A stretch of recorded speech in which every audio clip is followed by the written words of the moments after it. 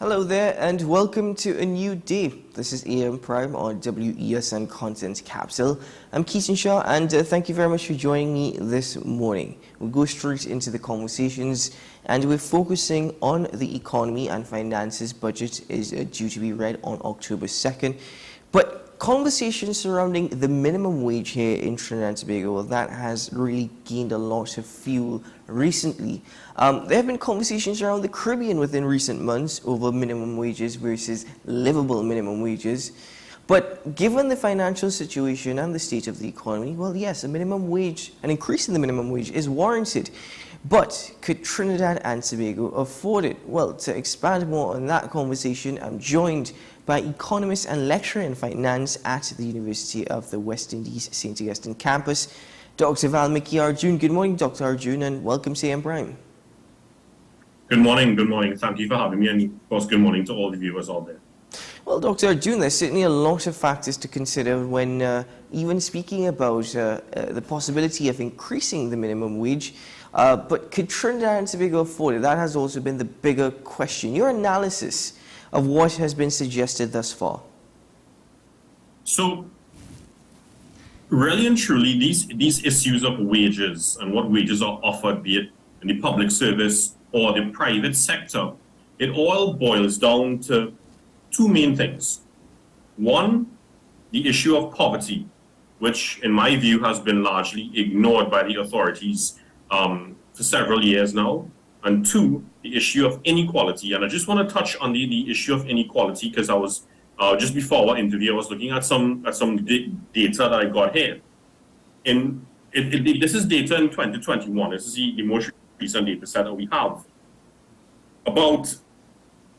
In terms of our national income, about 19%, so let's say approximately 20% then, 19.6% of our entire national income for the year is owned or held by 1% of the population. 10% of the population earn 53% of our national income.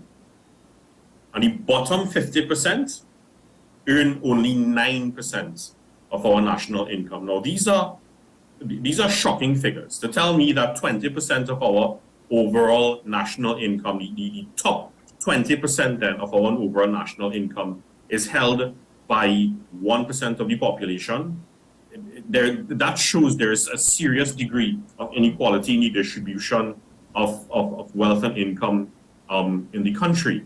So there's a significant portion that aren't earning much at all every month.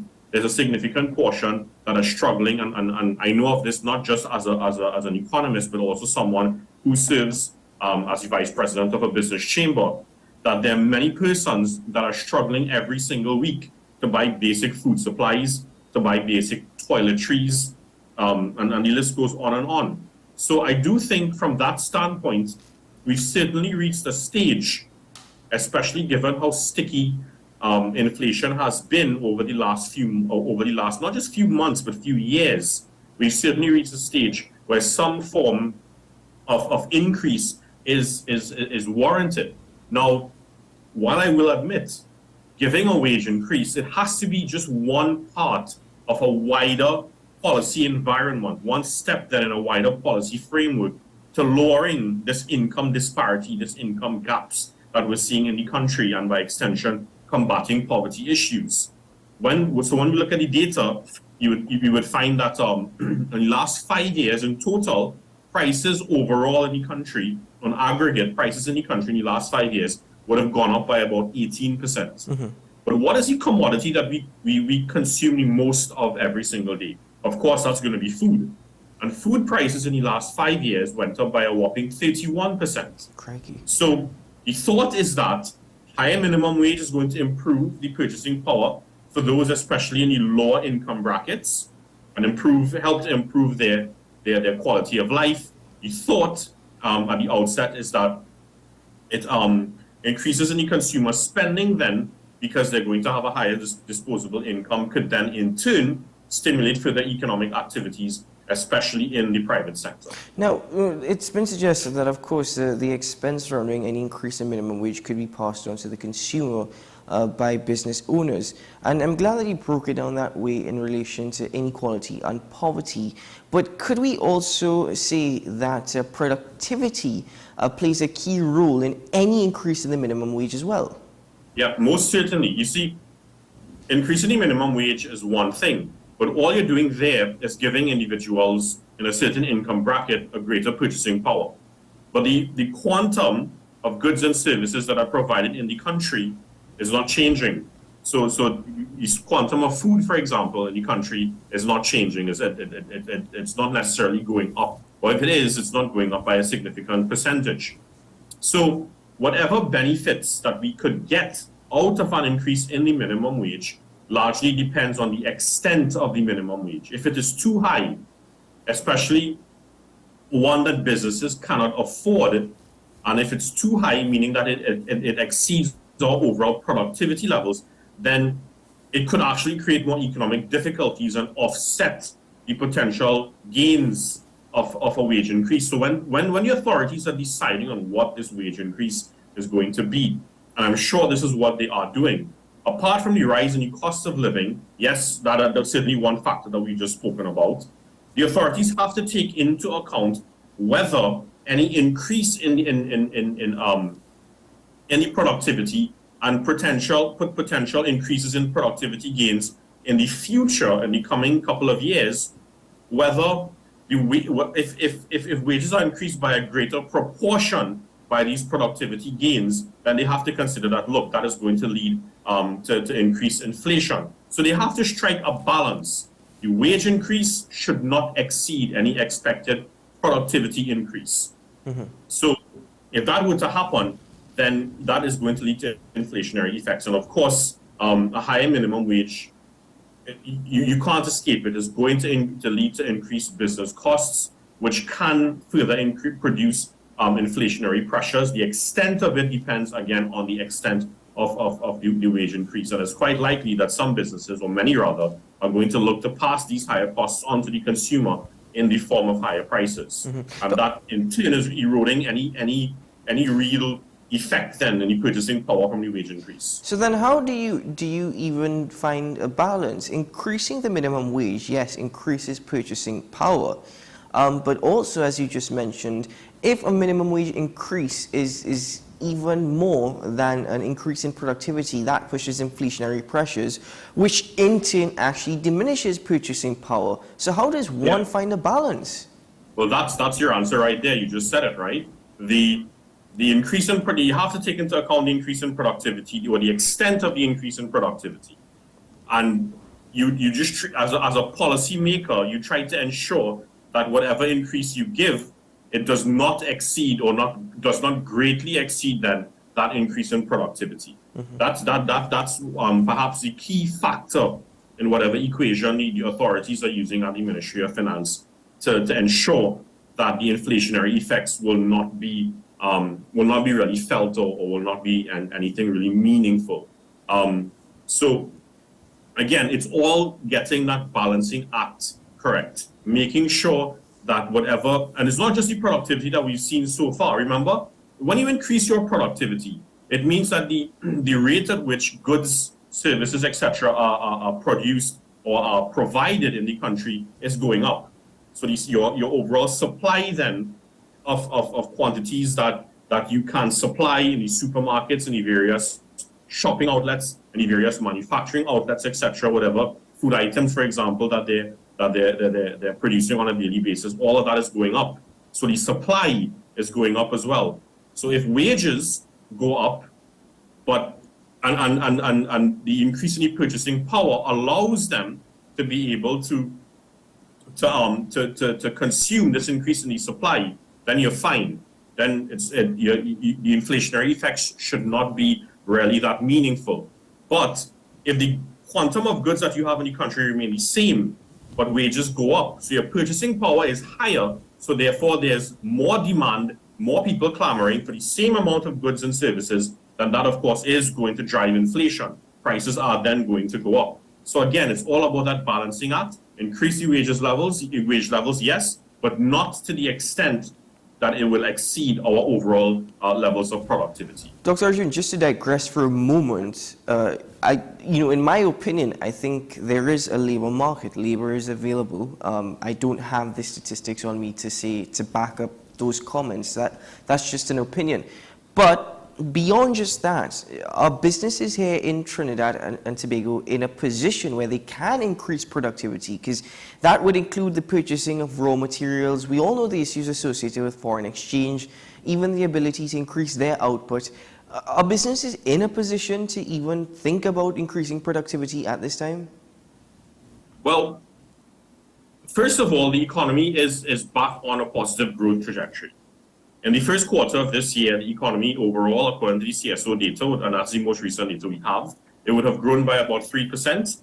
So we're back on a positive growth, but I just want to put a word of caution out there that yes, even though we're experiencing some growth, some modest growth, we're still not back to where we were in the immediate pre-pandemic era at the end of 2019. We're still lagging way, way behind.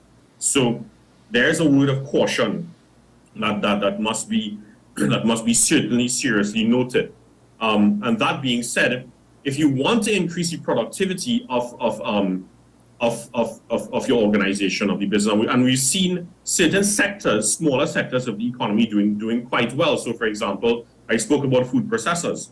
Food processors would have grown by about 54%. Now, understand this figure: 54% in the last 2 years. From the first quarter of 2021 to the first quarter of 2023. That is a magnanimous figure. And they've done that with more or less on their own. There were not any sort of strategic major government interventions apart from some increased forex allocations from the Exim Bank. Apart from that, they held their own and were able to ramp up the scale of their production, which allowed them to increase their exports, increase their foreign exchange earnings, etc. The problem that we're having, however, with sectors such as those is that even though they're growing, they're still, in the grand scheme of things in the economy, they're still too small. They don't account, for example, food processors. Food processors does not account for more than 5% of our overall GDP, for more than 5% of our overall economy. Mm-hmm. So that being said, the potential is still there. But that potential can be harnessed even further if it is we were to, one, make, apart from the foreign exchange issues, which I'm sure we'll get to, apart from that, you have to remove the obstacles that are depriving the competitiveness of the overall private sector. And I hope that is certainly one area that the government is going to continue to focus on and even accelerate their focus on even further from this budget going forward. I mean, just yesterday, I understood that for some, not some, but many organizations, it's getting more difficult when you're importing your goods into the country. Remember, we are highly import intensive. A lot of manufacturers, retailers, etc., rely on imports to facilitate their daily operations. Mm-hmm. But some of the bonds are being closed because of one or two illegal activities that may be happening. We know that there are instances of illegal goods being brought into the country. But those, instead of closing down an entire bond, an entire private bond, why not simply increase the usage of port scanners in those private bonds? So I understand the port scanners in Port of Spain have been giving problems lately, and Port Lisa still does not have functional port scanners at all.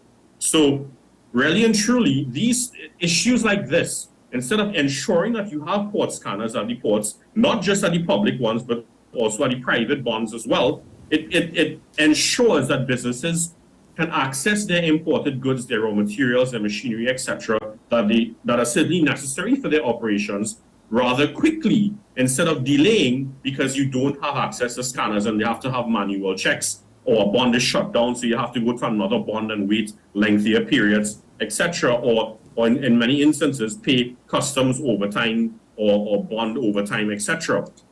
All of these, and this is just one example of what reduces the competitiveness, what is an obstacle to the competitiveness of the overall private sector. If we were to try to mitigate as many of the obstacles in the private sector as we possibly can, then you would find the productivity of the private sector certainly going up. Now, I just want to bring the conversation back to the entire issue of the minimum wage, because once, if they're not careful, if the state is not careful, and there is a substantial increase that the private sector cannot afford, then that could very well have an adverse effect on the employment of vulnerable groups. And of course, the vulnerable groups I'm talking about right now are those in the very low income brackets. Remember, if you push up the minimum wage, it means that business costs are being driven up. So not only would they pass this on to consumers in the form of higher prices. I mean, think about it logically. A consumer goes to a retail outlet, sees a much higher price than what he can get if he purchases or he shops online. He's going to go on Amazon and buy it there instead. And again, the minister, he alluded that that is part of the reason, not the only reason, but part of the reason for our foreign exchange challenges. So in such an instance, they charge a higher price because of a higher minimum wage, then their sales revenues can also take a hit, despite the fact that they're charging higher prices. So therefore, you could find instances where they may decide, look, instead of going through all of that, we can't continue to keep you on our books. We can't continue to hire you because this wage bill is simply too high. So either they may say, instead of holding you on here for an entire, let's say, 8-hour shift for the day, we can only pay you for 6 hours for the day or 4 hours for the day. So they start to gradually cut your hours. And in some instances, they may just very well tell you, well, look, we don't have need for you anymore. We have to let you go. And then they would pass on those responsibilities, the responsibilities of that individual onto somebody else that they decided to keep on the books. So that person now will probably have twice the amount of work to do for the same, well, not the same money, because minimum wage will have gone up for a slightly higher wage level. So there can be job losses. There can be losses in the amount of hours that you work. And of course, some low-skilled positions could be made redundant if it is the company is not able to pay this new wage bill. But then, Dr. Arjun, it actually, please excuse me, it leads to two other things, of course. Yes, we're tying foreign exchange back into this whole conundrum, which not only further pushes trade on the black market for foreign exchange, but also the possibility of job losses should the minimum wage increase be too high promotes the shadow economy. Yeah, again, which is why it's possible to have that. You see, this balancing act is so important. It's important for the authorities to get it right, because you speak about the shadow economy. If you can't get jobs in the legitimate economy, in those retail outlets, etc., that are operating legitimately, paying their taxes, etc., then you have to, you're not going to just stay home and do nothing. Many people are going to go out there and try to get a job. So some may go, and a legitimate company might hire them, yes, but they may hire them under the radar, under the books. They're not on the books, they're not accounted for. So that gives them the opportunity to pay them a salary that is actually lower than minimum wage. So let's assume hypothetically that they increase the minimum wage to $21, right? Right now it's $17.50. What if they introduce it to $21? I'm not saying that they should or that's the figure they should use. That's just a hypothetical situation. Minimum wage is $21, but you go to an employer and he says, look, I can't afford to give you $21.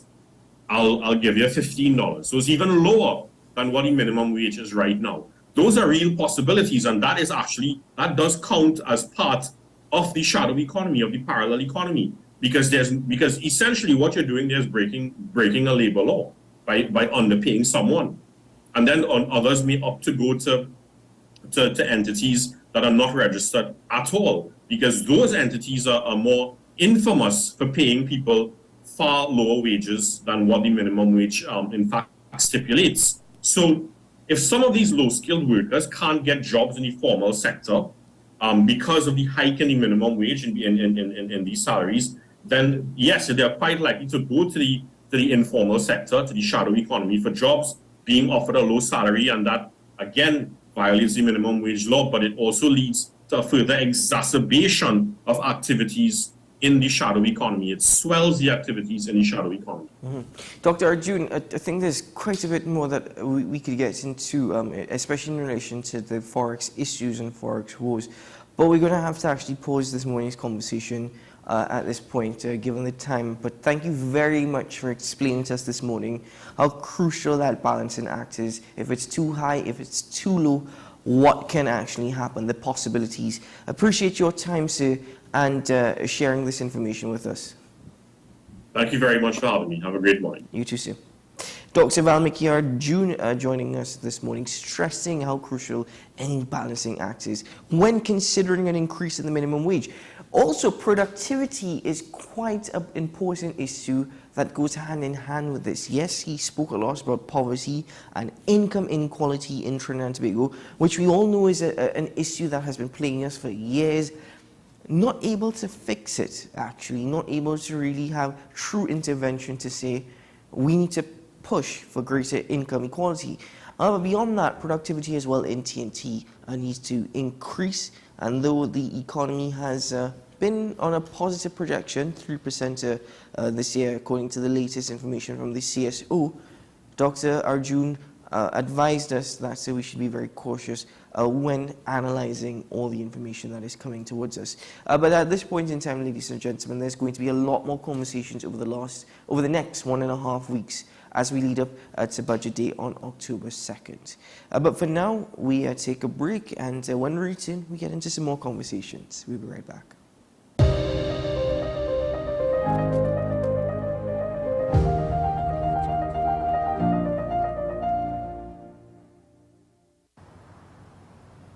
Bill and Ruth fell in love with the Benjamin Moore color Dry Sage, but they tried to match it using another brand's paint. I mean, it's close enough. Almost identical, really.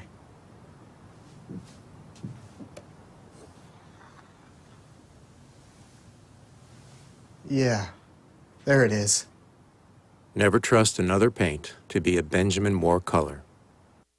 You gave us the inspiration to be first. We gave you the solutions that put you first. You walked with us side by side, and we continue to serve you with pride.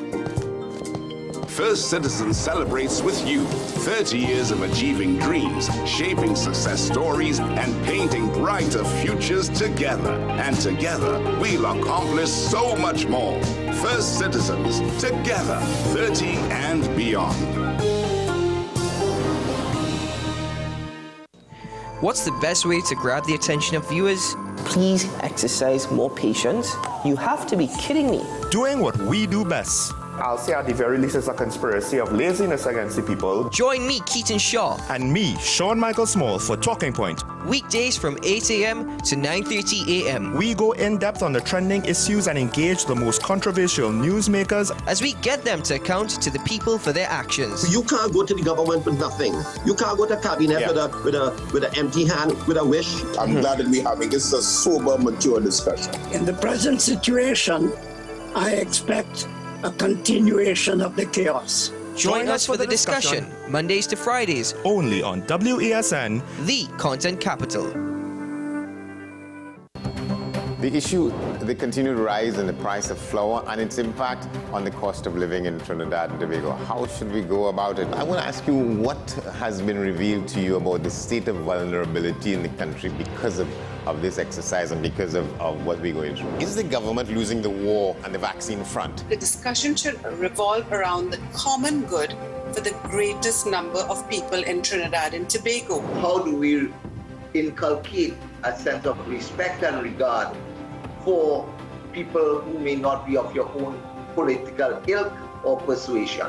The communities are now being used by political opportunists. So when the tables are turned, it's the same way. Okay, this has been 10 questions. I'm Andy Johnson, and we'll see you next time.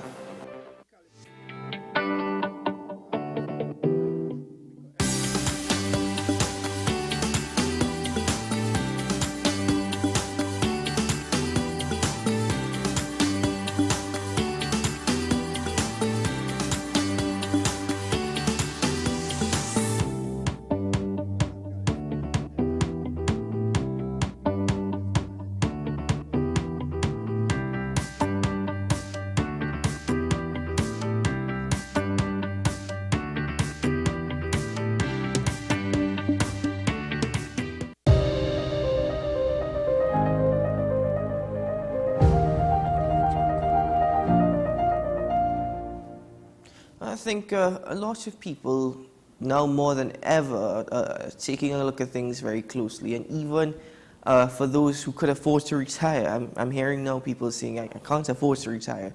But financial planning has become crucial. And more so, they're being very, very observant of all that is taking place and the factors to ensure that in their retirement, there's something that they can sit on to say, I'm feeling very comfortable.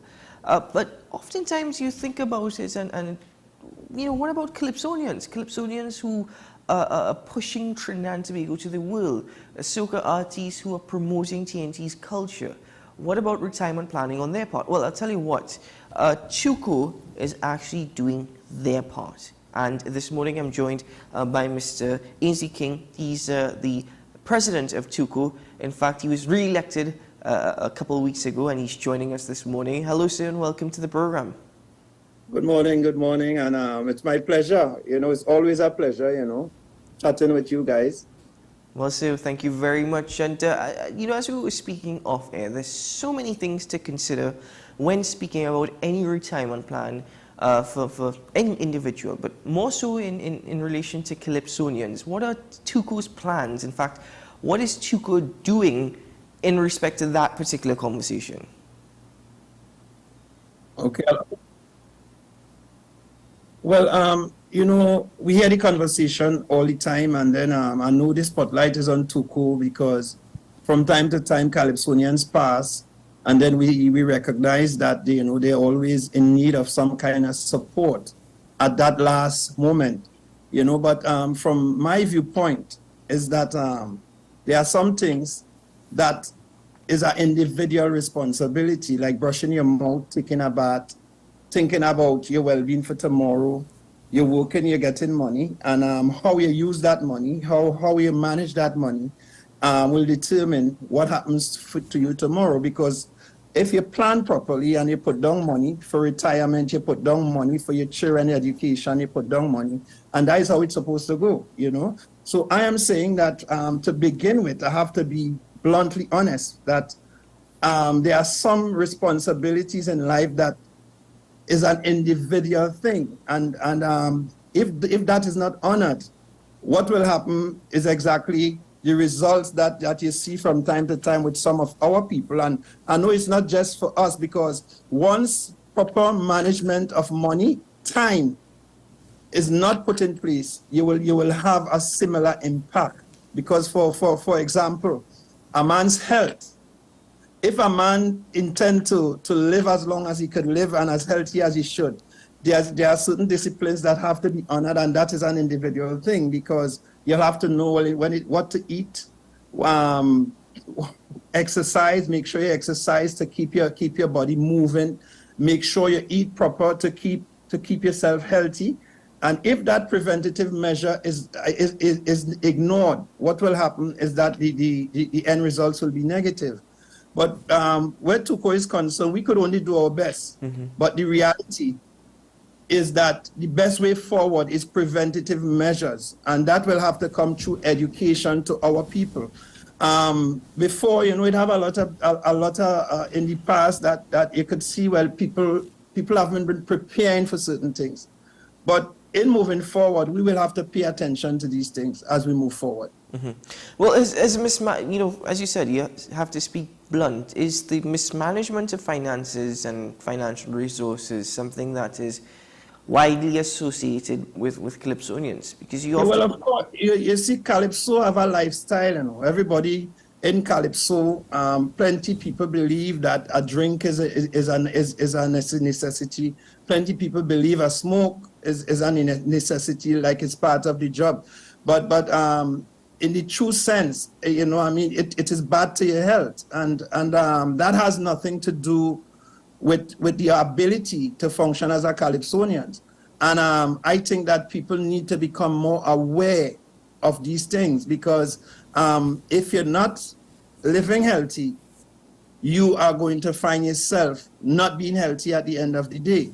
And if you're not putting down money and planning properly, you will find yourself being a bad planner, and the results is going to impact you negatively, because most time what will happen is that somebody will have to come forward and take up your responsibility, a responsibility that belongs to you as an individual. And as I mentioned before, and I will reiterate, there are some things that you have to do for yourself because you know you and you carries you. So, like for example, your bath, the clothes you choose to wear, the way you maintain your clothes and all that, that's your responsibility. Same goes to the end. I mean, at the end of the day, you're working for your money. And you have to know how you manage that money and what you would like to see your future as. Whether you would like to see people have to beg to bury you or to bury a family member. So this is something that we have to take very seriously as we move forward. But preventative measures are always the best measures. And even for welfare and so on in the organization, I have spoken to my welfare officer and pointed out that it doesn't make sense that you sit there and wait for somebody to shut down or things to become very critical before you start running up and down. And it is already too late because, I mean, the most you could do is rush somebody to the hospital, fight up to get some money to help them if they don't have money and if they don't have things in place.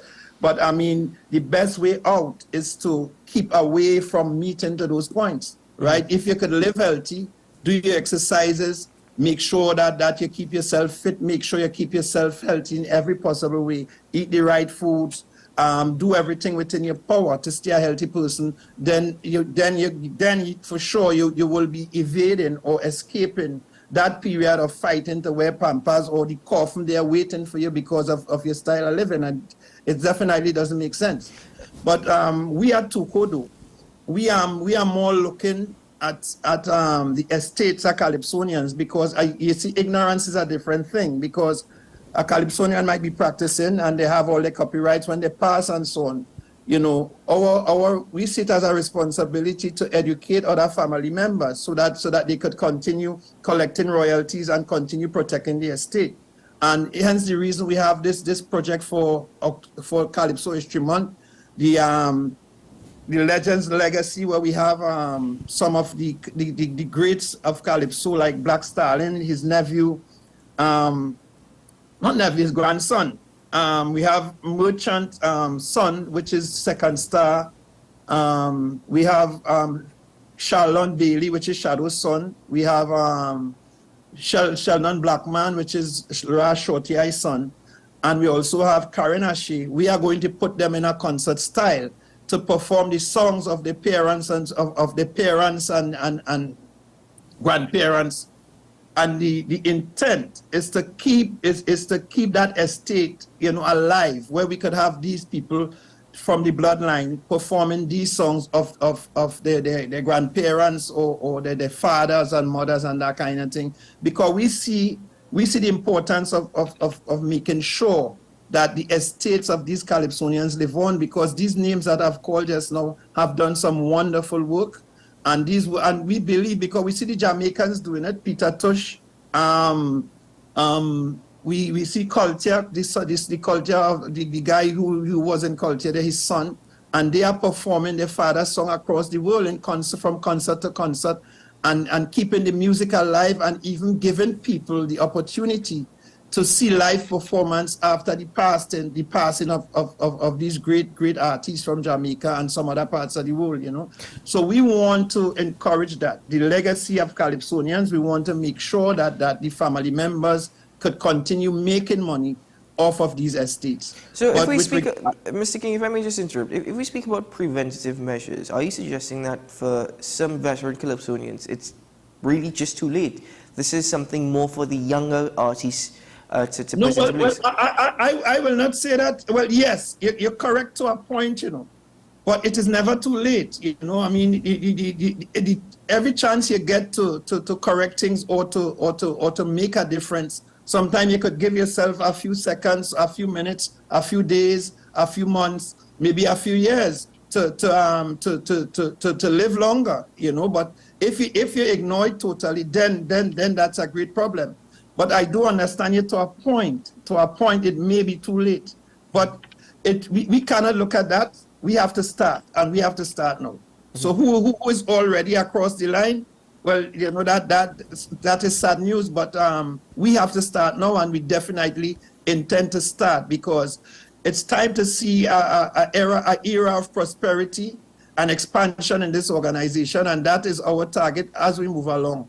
And the best way to start is to make sure that your Calypsonians or your members are well educated and well prepared to do things in a better way, in a different and a better way, to get better results, so that we could start to see Calypsonians, I mean, at the end of the day, being able to manage themselves, and it must even make the news, because it makes the news when they have to go out and ask and go, well, let me use the word beg, you know, and this is how people get to realize the harsh reality and the truth of the bad practices over the years, you know, and I mean, we have to pay attention to it. The art form is special, and we need to make sure that we keep ourselves in the right way, so that we could have longevity and that kind of thing. No, in that sense, I very much understand what you're saying in regard to personal responsibility, and I think we could all agree to that.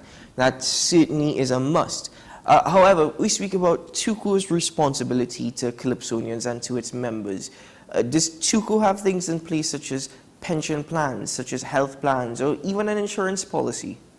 Okay, well, we are working towards that, because as we identified before, you know, it's too late for some people, and not only that, whether it's too late or not, no, it have some people that they just can't get away from some of the bad practices and habits, and as a body that is there to represent Calypsonians, to make sure they have better life and be comfortable. Of course, at present, we are putting things in place. It have times where Calypsonians were encouraged to join like different policies, insurance policies, and all that kind of thing.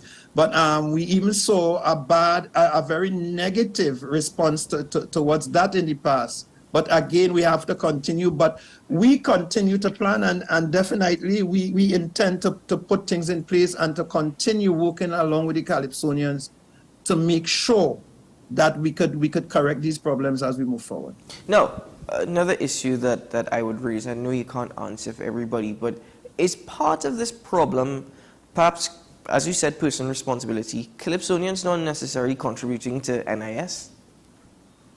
Well, again, it's an individual thing, because I will say some of them, because you see, if you notice how the trade is being, the trade is being practiced, is really an individual thing, because they will come out from time to time. A Calypsonian really is on his own, really.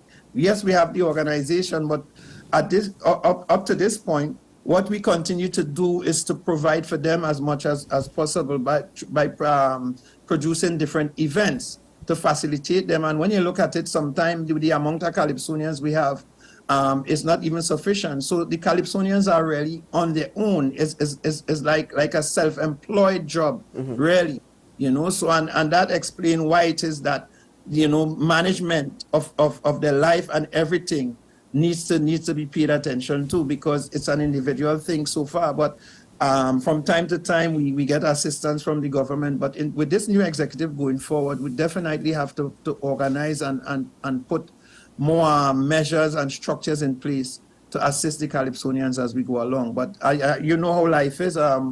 We are now working, and we are now looking into these areas, and the attempt is to continue trying to create betterment or better avenues to assist Calypsonians as we go along. Now, Mr. King, another part of the equation is public perception, and that is in regards to people recognizing Calypsonians and celebrating Calypsonians, unfortunately more so when they pass on.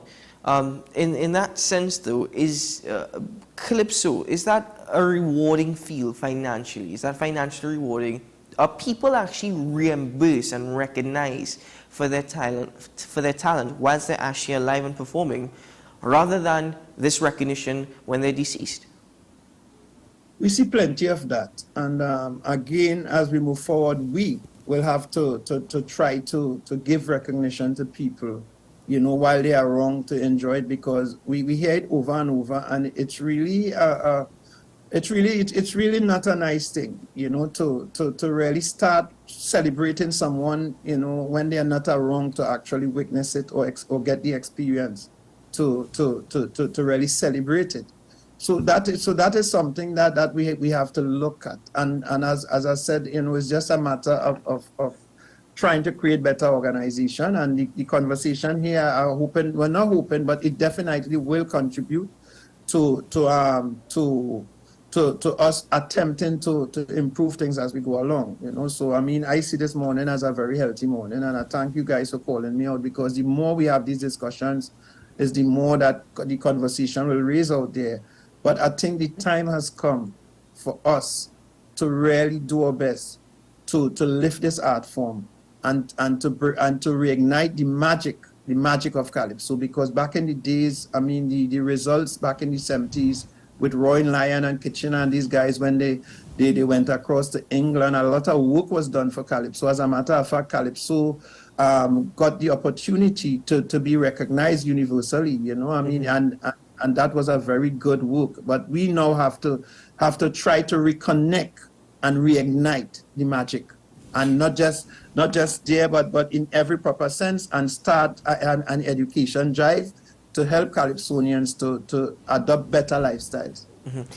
Final question this morning, Mr. King. Cultural legacy. How does all what we speak about this morning impact upon cultural legacy? Because you even mentioned speaking to families of veterans about planning for after they've passed on, even the royalties received following their demise.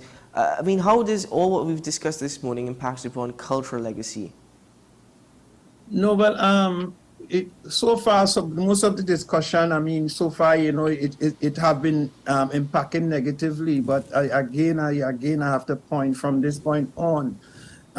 We have to develop the right practices. We have to try to have the education spread among our Calypsonians, and then I know everything will to me will find itself in a better place, and the legacy of Calypsonians will be enjoyed, and will have a more positive impact, you know, as we go along. But it has to start from here now, and we have to make sure that we join together. And we are asking the public, you know, to continue the support to Calypso and Calypsonians, and we are asking the Calypsonians to please develop the right lifestyle and try to make more sense out of what you're doing, because at the end of the day, you are representing an art form of this country, and if you are not doing it in the best way, in every possible way, you are impacting in a negative. You are creating negative impact on the art form. So, as a representative of this art form, let's do it with style, let's do it with class, and let's do it in a way, remembering that this country, you are representative of a great art form of this country, Trinidad and Tobago. Mr. King, thank you very much for joining me this morning, sir. Appreciate your time and for explaining to us what's taking place. You see the big smile I put on, you know. Thank you for this wonderful interview. Thanks a lot, sir. Have a good day and all the very best. Looking forward to future conversations. Thank you, sir. Same here. Have a good day. Well, that was the president of TUCO, Ainsley King, joining me this morning on AM Prime. Yes, personal responsibility certainly is crucial. Again, I'm using that word a lot this morning, crucial, isn't it? We're really hitting some points this morning that are often neglected. However, also, as Mr. King mentioned, TUCO will be doing their part, even in the form of education and even perhaps financial literacy. So all that is a part of the conversation that TUCO is pushing, and we look forward to what's to come. But ladies and gentlemen, we just have a few more minutes before we have to take our next break, and hopefully welcome our last guest this morning. So we'll share a regional update with you, starting actually with an update coming from Jamaica. Standard & Poor's global ratings have upgraded Jamaica's long-term foreign and local currency issuer default rating from B+ to BB- with a stable outlook. The S&P rating reflects the agency's projections that Jamaica's debt to GDP will continue to decline, led by modest fiscal surpluses over the medium term. The agency says while the government's interest burden remains high, it expects that this will fall to 17.5% of government revenues within the next fiscal year, and to less than 15% by 2026. S&P also foresees continued economic growth, expected to support external balances over the next 4 years. We take a look at this report. Dengue alert. Health officials are reporting a 500% jump in dengue cases, and children are mostly affected. A deadly strain of the virus has also resurfaced, as Jamila. Good evening and welcome to the Business Day. I'm Javon Keys. We're going to get to your gas prices shortly, but let's start off with some news on the local economy. Global ratings agency Standard & Poor's has upgraded Jamaica's credit rating from B+ to BB-. The rating means the entity sees Jamaica as less vulnerable in the near term, but the country still faces major ongoing uncertainties to adverse business, financial and economic conditions. Finance Minister Dr. Nigel Clark says this is a historic achievement. Jamaica has never before had a credit rating as high as BB- from S&P. This is the best credit rating that Jamaica has received from S&P since they started rating Jamaica's sovereign debt in 1999. The benefit of this credit upgrade to Jamaica is that it provides the ability for Jamaica to get better terms on financing, which can save a substantial amount of money in the long run, leaving more room for spending on education, health, security, infrastructure, and in other areas. Now, Dr. Clark says the improved rating also increases investor confidence in the country. This, in turn, will lead to more investments, more economic activity, and more jobs for Jamaicans. In evaluating Jamaica's credit rating, S&P would have looked at Jamaica's economic performance or economic policy framework and projections of Jamaica's economic trajectory, among other factors. As such, this upgrade is a victory for economic policy focus of pursuing economic independence, building economic resilience, and expanding economic opportunity for all. Now, Jamaica is coming from a credit rating of CCC, which viewed the country as vulnerable. For a decade, the country's credit rating stayed in the single B range, with the last 4 years at B+. Ladies and gentlemen, we now take a break on AM Prime, and when we return, we'll get into some more conversations. We'll be right back.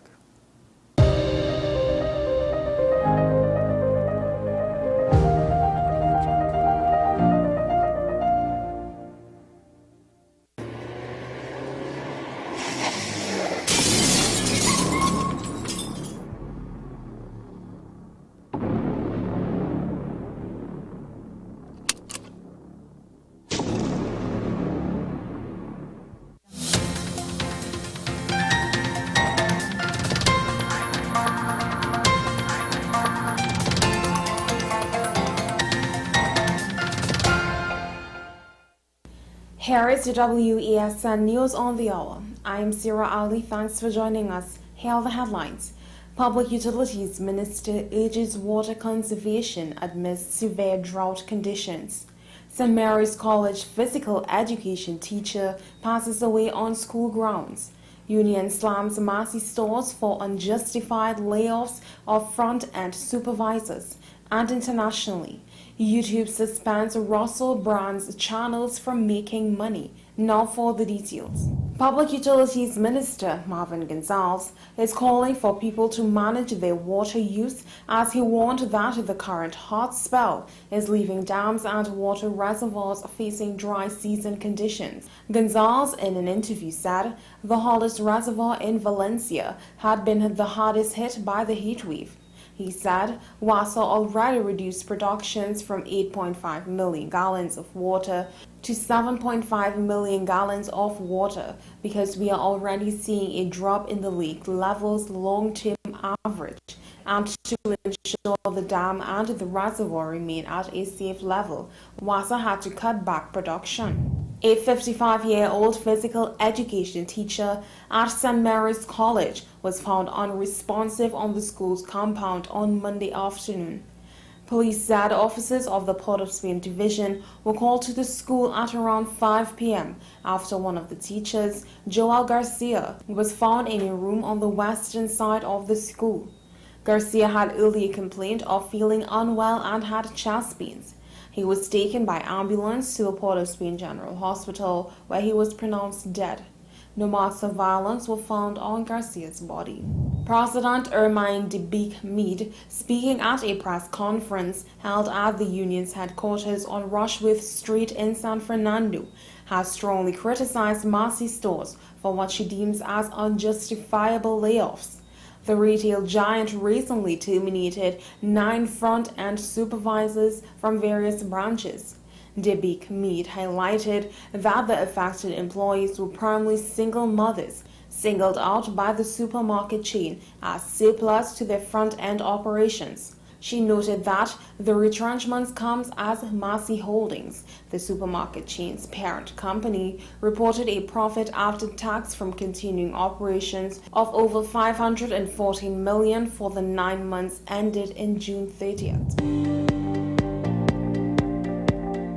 Internationally, YouTube has suspended Russell Brand's channels from making money from adverts for violating its creator responsibility policy. The video platform said it was taking action to protect its users. Meanwhile, the BBC said it had removed some programs featuring the comedian and actor from its streaming services. It comes after he was accused of rape and sexual assaults between 2006 and 2013. He denies the claims, saying his relationships were always consensual. Well, that's news to the hour on WESN. I'm Sira Ali. Thanks for watching.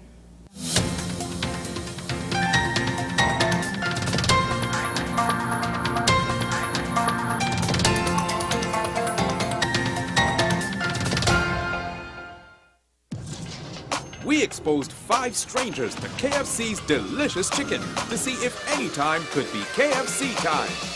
And at the first bite, the party began. We repeated the experiment during the day, during business hours, on weekends, with sunshine, with rain. And it's confirmed. KFC's flavor makes anytime KFC time. KFC, it's finger-licking good. Take some time for yourself or spend some time with the family at Sandy Point Village Hotel. Enjoy our various studio and suite apartments, self-contained with their own kitchenettes and Wi-Fi. We also have our famous 100-foot swimming pool and our beachfront restaurant, the Steak and Lobster Grill. And our location in Crown Point puts us near the center of activity from the nylon pool to the local nightlife. Call us and make your reservations at 639-8533, 389-2378 or email us at sandypointvillagehotel@gmail.com. What's the best way to grab the attention of viewers? Please exercise more patience. You have to be kidding me. Doing what we do best. I'll say at the very least it's a conspiracy of laziness against the people. Join me, Keaton Shaw. And me, Sean Michael Small, for Talking Point. Weekdays from 8 a.m. to 9:30 a.m. We go in-depth on the trending issues and engage the most controversial newsmakers as we get them to account to the people for their actions. You can't go to the government with nothing. You can't go to cabinet with an empty hand, with a wish. I'm glad that we're having this a sober, mature discussion. In the present situation, I expect a continuation of the chaos. Join us for the discussion, Mondays to Fridays, only on WESN, the content capital. FanZone, your reliable, authentic supplier, has just gotten better. You can now visit our website www.fanzonett.com for your authentic wear and collectibles. The only place where you can use both your Visa debit and credit cards. Visit our website fanzonett.com to make your purchase today. Every word, every line, every paragraph depicts a real moment in someone's life. A father, a sister, a mother, a brother. We at Newsday are dedicated to you, the people, and through independent, unwavering journalism, strive to always bring your stories to life. Because your stories are more than just words. Newsday, independent and credible.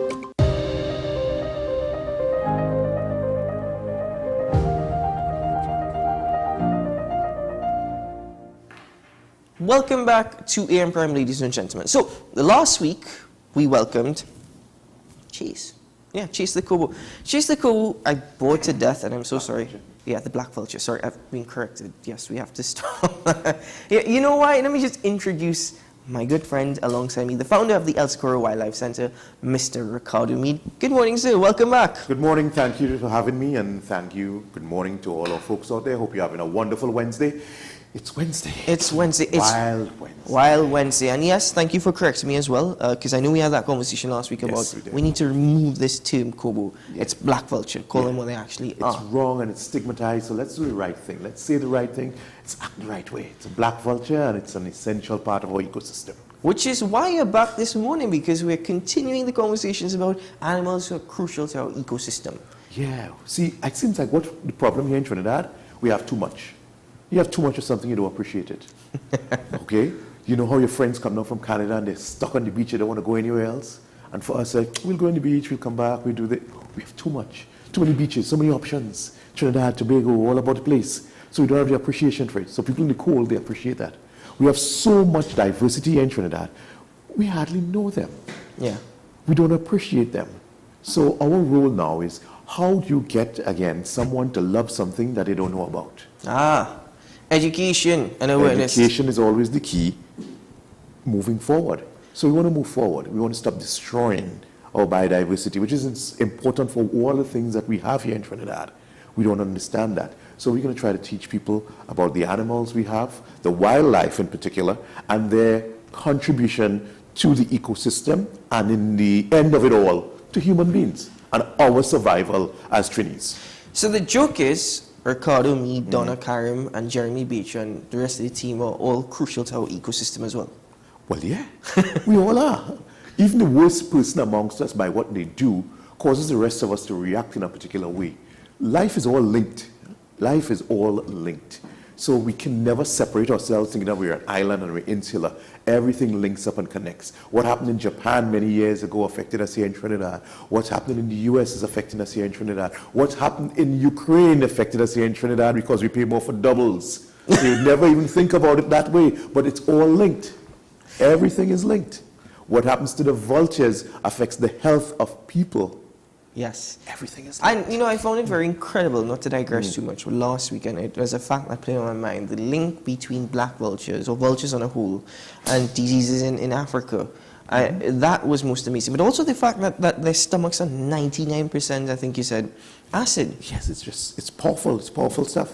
And this morning, we have another incredible creature that should be joining us in a moment. Yes, this is one of our favorites. He's been responding really amazingly well to training and gives people a whole new perspective, because people have these, again, negativities. We don't know things, so when someone comes along with wrong stuff, we adopt that. Right? They didn't know the name of the black vulture. Someone came along and said, Kobo. Okay, it's a Kobo, and now it's stuck. Look how much hard work we have to do to remove that. Okay, so this bird, it's a bird. And we're hearing the bird in the back. We're hearing the bird in the back, and we're going to get ready to bring him on. People say, you know, when this bird is flying, someone is dying. Truth is, people are always dying. This bird has nothing to do with your grandma dying or your great auntie dying. The fact that it flew over the house, nothing to do. It's flying over the house all the time. It's just on this night you're in this contemplative mood, and you might have looked up at the point of the passing or soon after the passing of a relative, and oh my gosh, my aunt died and a bird flew. So anytime that bird flies, and you continue that. So that it is safe for this bird to fly this morning then. It's going to be incredible. It's going to be only the second time that this has been done on live television in Trinidad and Tobago. Really? And I think this time they're just going to do it so amazingly well. So let's welcome our next guest to the program. Easy, sorry. You can get him.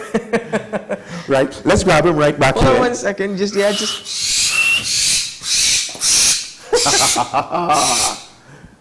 Like we said, he's been taking training really well. He knows exactly what to do. So this is a Taito alba. That's a scientific name, big fancy name. Taito alba. It's a barn owl. Say good morning, Guardian. Good morning. So I'll tell you what. Good morning, my friend. We're going to take a quick break here, ladies and gentlemen, on the program. And when we return, we're going to welcome another handler to the program as we speak to our good friend.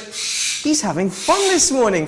When we come back, we're going to have a conversation with Guardian. We'll be right back here on AM Prime. Oh, is he going to... There you go. He's having fun this morning. We're going to have a lot of fun when we come back. We'll be right back.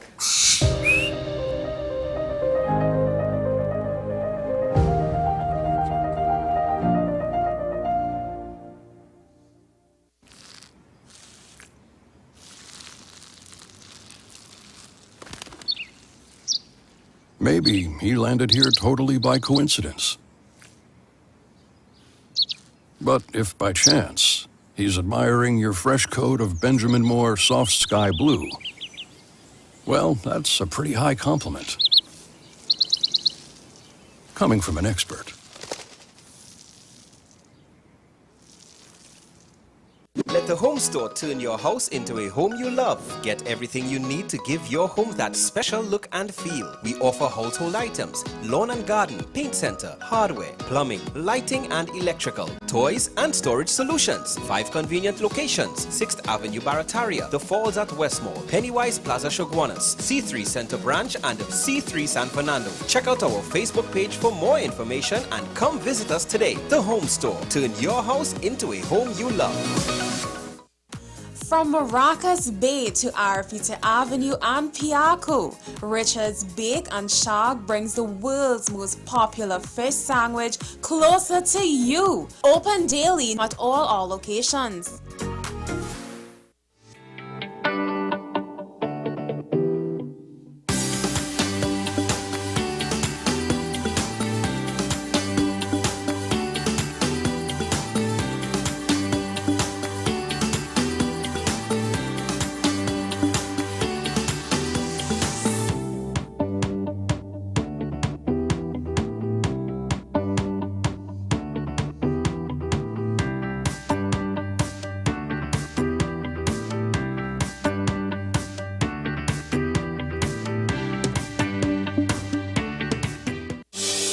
Join me, Dr. Nalini Kokram, on What's Up Doc, where we discuss all your burning questions concerning health. Trinidad and Tobago is among one of the highest risk group of patients that develop this form of genetic breast cancer. What I'd like to take home from a short interview like this, screening.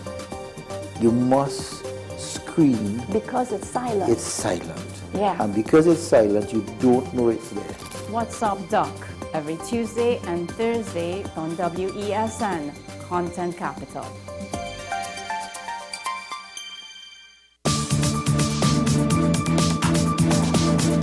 I am Rondell Donowa, attorney at law and host of Strictly Legal on WESN Content Capital. Strictly Legal is a legal program geared towards informing you, the public, of your legal rights, responsibilities, and remedies. So be viewing Thursdays 10 a.m. to 10:30 a.m.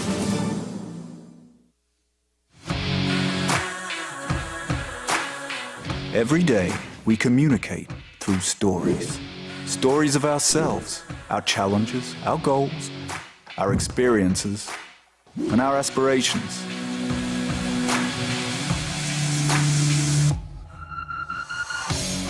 Storytelling is an art that we have mastered.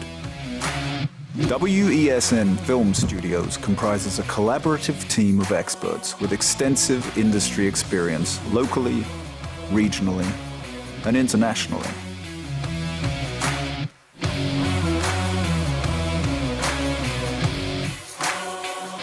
The ability of your business to successfully communicate with your preferred audience depends on the strength of the stories you tell. Your vision should be communicated in a high-quality, professional, and creative way.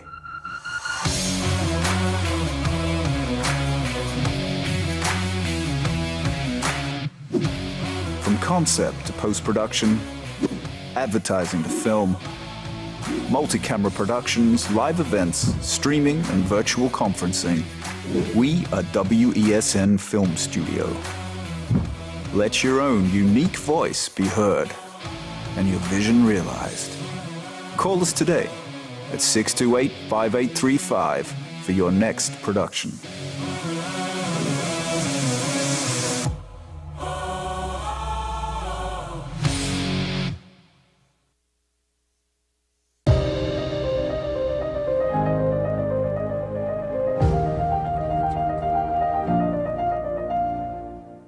So you're hearing a lot of background noise this morning. That's absolutely fine. It's all part of television, but guess what?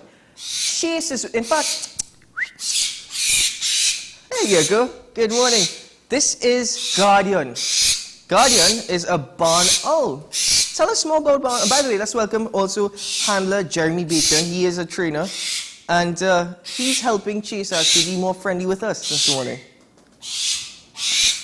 He could sit here for a while. Tell us a bit more about Guardian in the meantime, and your relationship actually with Guardian. Well, I would train. I would usually work with all the Raptors. I trained Guardian from he was about 3 weeks old, and when I got him, we got him inside someone's roof. He basically was like more like a pest inside of there. The whole roof was stink with decaying rats and stuff. Oh, really? Yeah, they would take away a lot of rats and mice from the environment. They called us to remove him, and well, that's how he's here. And you've shared this incredible relationship with him actually, because look at how friendly he is. He's so tamed, and he's enjoying being here this morning. He's very excited, isn't he? Yeah, it's a process we go through with all the Raptors. We will train them. We will take a lot of time. Yeah, probably. Yeah. We spend a lot of time with them, feeding, cleaning, and manning. We call it the manning process, where the bird would basically become acclimated to be around humans. So tell me, Jeremy, why are owls so important to the environment, to our ecosystem? They would control the population of rats and mice in our ecosystem. So they would eradicate. One owl in one night could probably eat about 6 mice. And imagine a family of about 12, that would be about, let's say about 6 baby owls on a good clutch. And plus the both parents, mother and father, each of them will eat 6 mice a night. Wow. So your work it's with so many animals, and I think he's just having fun. He's exploring this morning. You see, last week Chase fell asleep. Guardian is just like, no, I'm not doing that tomorrow. Yeah, quite the opposite. And they're nocturnal creatures, aren't they? Yes. Well, predominantly, when they have to hunt during the day, they will. Once babies are born and they need to support the family, they will keep hunting, so they will hunt 24/7.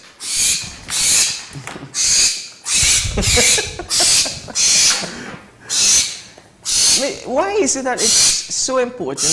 Because as you mentioned at the beginning, there's a certain stigma associated with owls. Owls are just, every time you see an owl pass, there's some that believe that's good luck. You're so lucky to see an owl pass. There's some saying somebody has just either died or somebody's going to die. So this sort of relationship, and even the possibility of doing such interviews, I mean, do you think it's something that needs to be done more often? Yeah, we need to be familiar with what we have. We need to understand it. There's a black hole within us, and that's like a vacuum. It sucks stuff in. So when ignorance comes around us, that's what it draws in now, and then you become now a conveyor of that ignorance onto someone else. Yeah. But if knowledge comes around you, you draw that in, and there's an enlightenment, and it goes from a black hole to a light of understanding, and now you're able to transfer that light of understanding and knowledge to someone else. That's why, like, ideas are illustrated as a light. Yeah. Okay, as opposed to a black hole. So it just kind of goes on. So we are attempting through this medium, social media, any medium, to reach people and teach them it's not so at all. And there's so many things that we fear about the night. Tell us about that sound that Guardian is making. I mean, people think that sound is haunting, but obviously there's a reason. Yeah, the bird is one, communicating. Food, here I am, bring something to me. Even mating, that's part of their calls, that's their communication, that's like how we speak. Like, why do humans speak all the time? Well, we always want something. It's too hot, it's too cold, I want food. That's their communication, that's their language. And a lot of people don't accept it because it's different from what you expect a bird sound to sound like. You expect it to whistle like a pico plat or croak like a parrot. No, every animal has their own way of communicating, and this is his particular language. Now you'll meet another owl, and we're going to meet other owls, and they have different sounds, different frequencies, you know. So it's not just hoo, hoo, hoo. You know, there's a whole lot of different ones. For example, like the barred owl in America, quite popular. There's actually a competition to see who can do the best call. Really? And the call of that owl, it sounds like the bird is saying, who cooks for you? So when they put it together as a bird sound, it goes, yeah, and that's it. And that's the sound that is very much popular with right, owls. But they are different sounds. They make amazing different sounds. So we have about 8 different owls here in Trinidad, and they're all different. Wow. Everybody's different. Are these the biggest species of owl in Trinidad? No. There's a larger one. It's actually the largest owl in the Neotropics. So all throughout South America, they will not find a larger owl, and that is the spectacled owl. We do not have one with us right now, at the center, else we would have made a visit sometime soon. But you never know. Things change quite, it's quite dynamic at the center in terms of things coming and going, coming and releasing and stuff like that there. And part of our dynamism, the dynamic aspect of the center is that we train people as well. So we have coming up a Raptor training course where people learn how to man the Raptors and so on like that. So I'll just get this birdie back here and let Jeremy tell you about the course. Jeremy, tell us about that course. All right, so the Raptor training course, it's about learning about raptors. You learn about different species of raptors along with a bit of training. We would practice falconry with these birds. Falconry is basically a sport that one of the oldest sports, in the world, and we would. And you practice that? Yeah, we practice falconry. All this right here, those things on your feet, they're called jerseys and anklets. All those are from falconry. The process we go through to train the animals as well, the birds, that is based on falconry as well. And that's what we will be touching on in the Raptor training course. It will be very in-depth. We will teach you how to make the equipment as well as a little process in training the birds, manning the birds, and you'll get the opportunity to fly the birds as well. Oh, wow. Owls apex predators? Yes. Owls, I would say they will be dominating with regards to the rodents. However, they do have predators and spectacle owls. A spectacle owl will take down a barn owl. Really? Yeah. A spectacle owl will hunt a barn owl? Yes, along with all hawks. It's like a war between the diurnal raptors and the nocturnal raptors, where the hawks would actively hunt, pursue and hunt and kill and eat the owls. So what about their beak, for example? Because owls have such a unique beak, how it's covered, how it's shaped. What I appreciate is his face is absolutely like a heart shape, isn't it? Yes, it is. So tell us about the beaks of the owls. Is that for rodents as well? Yes, all beaks it's pretty big for their size. Yeah. All will literally swallow an entire mice and maybe a small rat, as you can see here. Wow. Yeah, they look small because it's covered with feathers, but it's pretty large. I can see that, and also his eyes are like staring at you. They're pitch black. Yeah. And that helps with nocturnal hunting, of That course. is with hunting as well. They have very good eyesight, and they are able to pick up. But they more hunt with sound. Yeah, as we did, yeah. Yeah, the disc face, they would fly over a field and make songs and would reflect back onto them.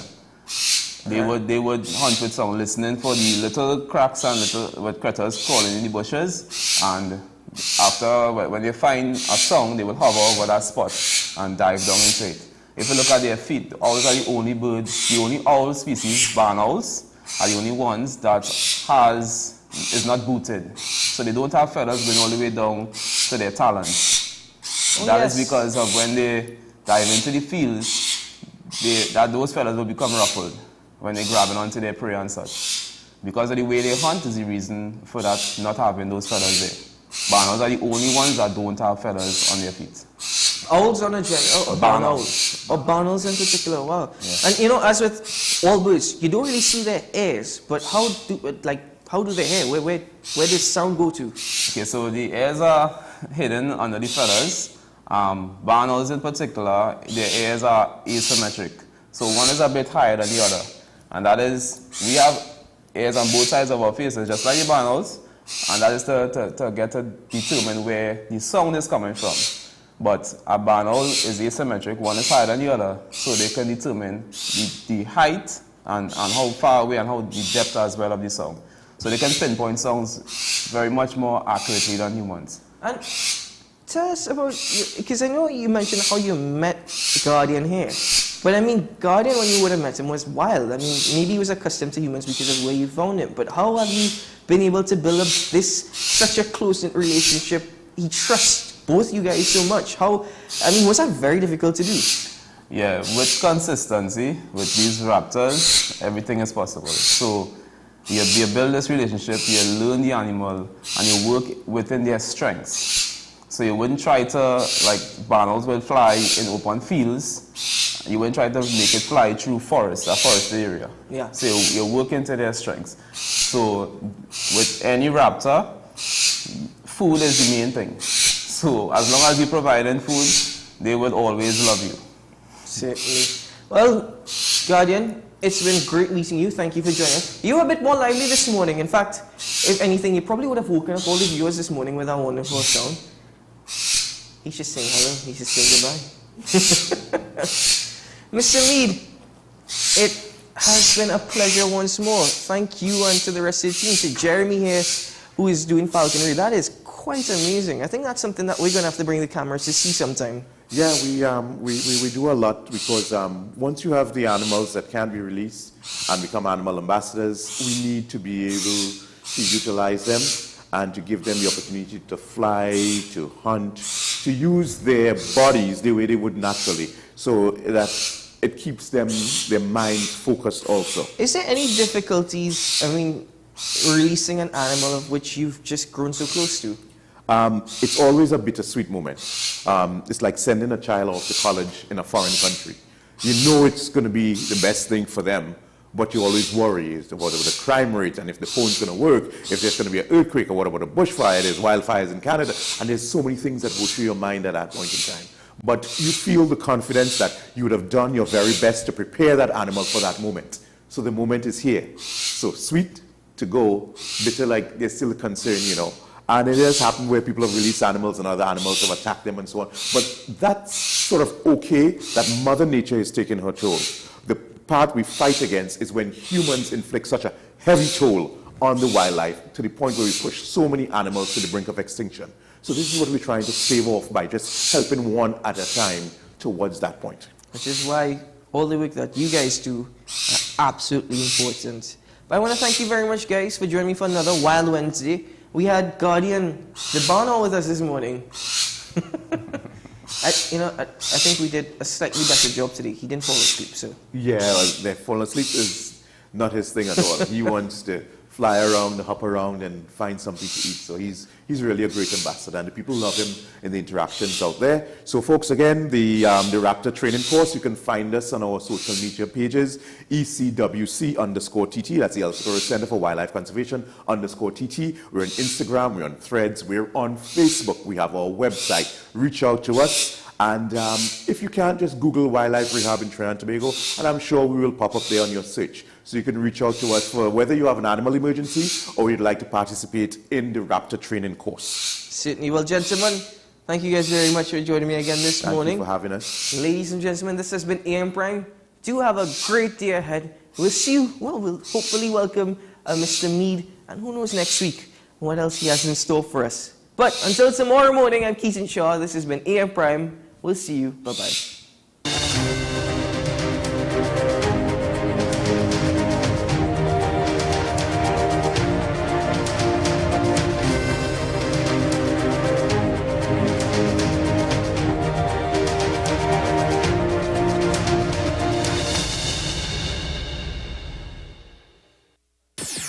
WESN.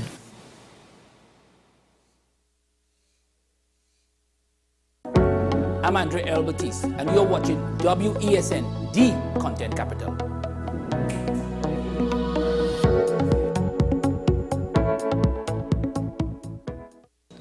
What's the best way to grab the attention of viewers? Please exercise more patience. You have to be kidding me. Doing what we do best. I'll say at the very least it's a conspiracy of laziness against the people. Join me, Keaton Shaw. And me, Sean Michael Small, for Talking Point. Weekdays from 8 a.m. to 9:30 a.m. We go in depth on the trending issues and engage the most controversial newsmakers as we get them to account to the people for their actions. You can't go to the government with nothing. You can't go to cabinet with an empty hand, with a wish. I'm glad that we're having this a sober, mature discussion. In the present situation, I expect a continuation of the chaos. Join us for the discussion, Mondays to Fridays, only on WESN, the content capital. The issue the continued rise in the price of flour and its impact on the cost of living in Trinidad and Tobago. How should we go about it? I want to ask you, what has been revealed to you about the state of vulnerability in the country because of this exercise and because of what we're going through? Is the government losing the war on the vaccine front? The discussion should revolve around the common good for the greatest number of people in Trinidad and Tobago. How do we inculcate a sense of respect and regard for people who may not be of your own political ilk or persuasion? The communities are now being used by political opportunists. So when the tables are turned, it's the same way. Okay, this has been 10 questions. I'm Andy Johnson, and we'll see you next time. Join me, Dr. Nalini Kokaram, on What's Up Doc, where we discuss all your burning questions concerning health.